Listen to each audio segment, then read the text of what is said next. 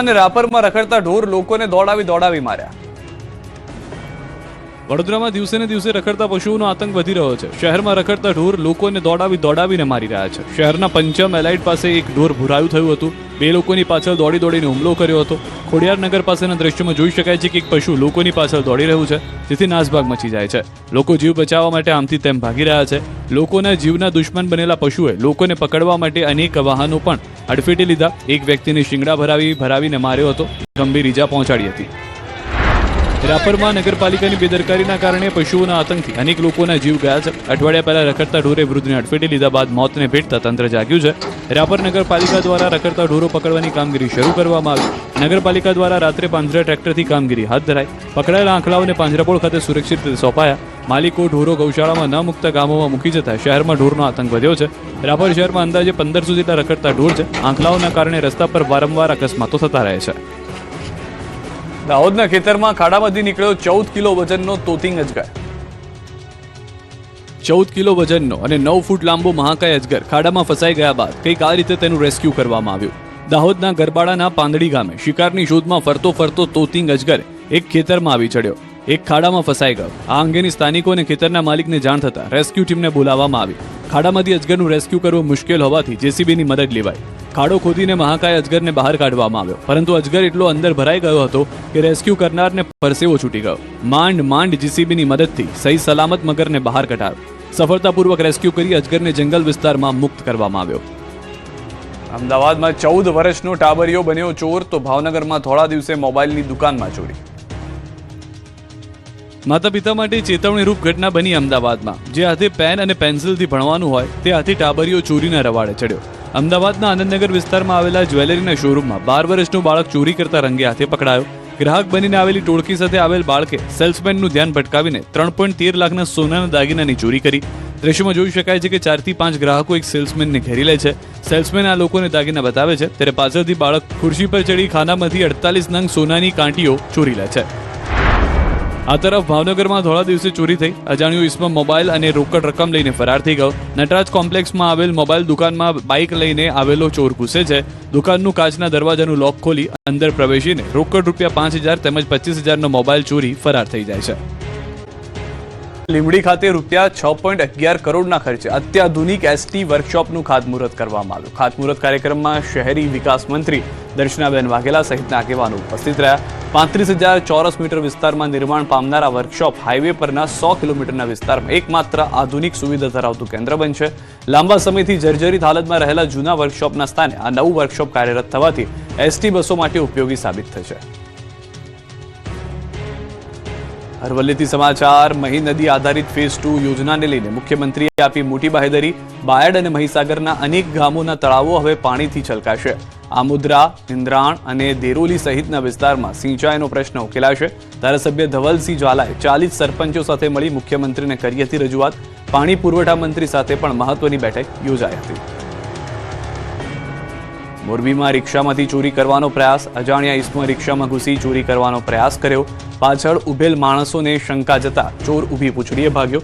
લોકોએ અજાણ્યા ઇસમોને પીછો કર્યો હતો, પરંતુ નાસી છૂટ્યો। સમગ્ર ઘટના સીસીટીવીમાં કેદ થઈ।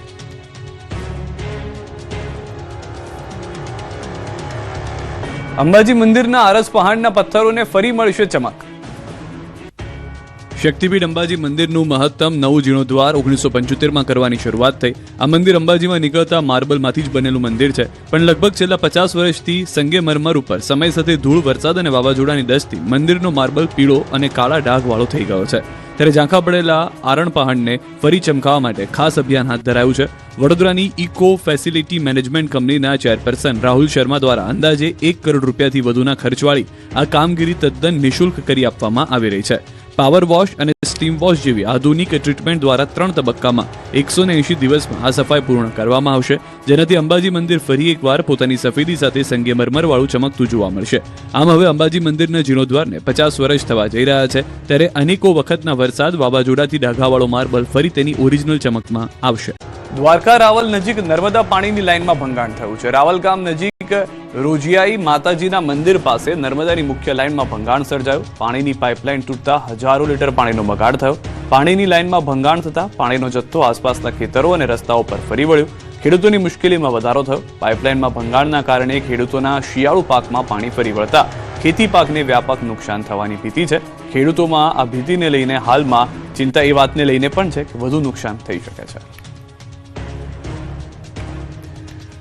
ગુજરાતના પ્રવાસે આવેલા કેન્દ્રીય ગૃહમંત્રી અમિત શાહ એક જ દિવસમાં 7થી વધુ કાર્યક્રમોમાં હાજરી આપી ચૂક્યા છે. કરોડોના વિકાસ કાર્યોની ભેટ આપી સૌથી પહેલા કેન્દ્રીય ગૃહમંત્રી અમિત શાહે અમદાવાદમાં ઇન્ડિયન મેડિકલ એસોસિએશન દ્વારા આયોજિત IMA નેટકોન 2025માં હાજરી આપી હતી. જે બાદ અમદાવાદ મ્યુનિસિપલ કોર્પોરેશન દ્વારા હાથ ધરાયેલા અનેક મહત્વપૂર્ણ પ્રોજેક્ટ્સનું લોકાર્પણ કર્યું. શેલા ખાતેથી 326 કરોડના ખર્ચે બનેલ 27 કિલોમીટર નવી ડ્રેનેજ ટ્રંક લાઇનનું લોકાર્પણ કર્યું. ત્યાંથી સીધા સરખેજના નવા વણઝર ગામ પાસે પહોંચ્યા અને ગામમાં પણ અમિત શાહ પહોંચતા જ 205 જેટલા લાભાર્થીઓને સનદ આપવામાં આવી. આ કાર્યક્રમમાં અમિત શાહે કોંગ્રેસના નેતા રાહુલ ગાંધીને આડે હાથ લીધા, જ્યાંથી સીધા અમિત શાહ SG હાઈવેના પ્રથમ તબક્કાના પાયલટ પ્રોજેક્ટનું લોકાર્પણ કરવા પકવાન 4 રસ્તા પાસે પહોંચ્યા હતા.